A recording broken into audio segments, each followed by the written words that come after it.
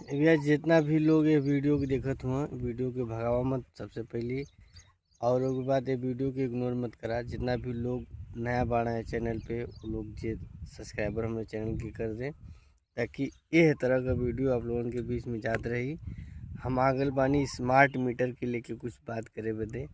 जितना लोग smart meter वाले बाड़ा तरह तरह का बात आवत रहे, आज निष्कर्षण पूरा एकदम फुल निष्कर्षण निकल गल बा।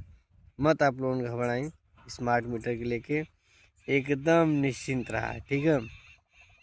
जौन पहले के जौन मीटर रहा, पहले के मीटर जौन रहा ओकर बिल अलग तो लोग के आप दिखाई, ठीक है ना। जे बिल ना भरले पहले वाला ओकर बिल अलग दिखाई। जब से स्मार्ट मीटर लगल है ओकरे बाद जो एहर वाला स्मार्ट मीटर वाला बिल है वो तो लोग के अलग दिखाई, ठीक है। दो भाग में बिल दिखाई। और समस्या जो रहा रिचार्ज वाला कटे वाला समस्या रहा, न तो आपको रिचार्ज करना है अब, और ना ही जो है कि आपका जो है लाइट कटेगी।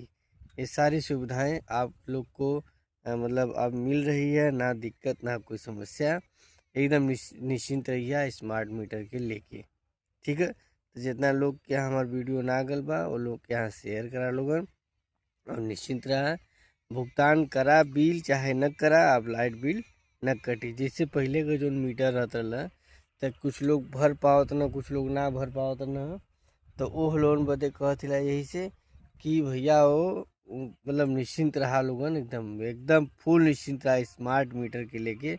स्मार्ट मीटर पहले वाला मीटर के जैसन हो गल बा, न तो लाइट कटी और न तो जो है कि रिचार्ज करे वाला सिस्टम है, ठीक। हाँ, लेकिन जौन आवत है रिचार्ज, जौन ओकर बिल आवत है ओकर बिल महीना महीना पे करत जा लोगन, वो भी काउंटर से, वो भी काउंटर से अपन लोन पे करत जा, न तो ऑनलाइन न तो कैसे कोई, ठीक है। और जब निश्चिंत रहा, जितना भी लोग हमारे वीडियो देखते हो खूब दबा के शेयर करा, कमेंट करा। लव यू मेरे भाई, एकदम राज करा।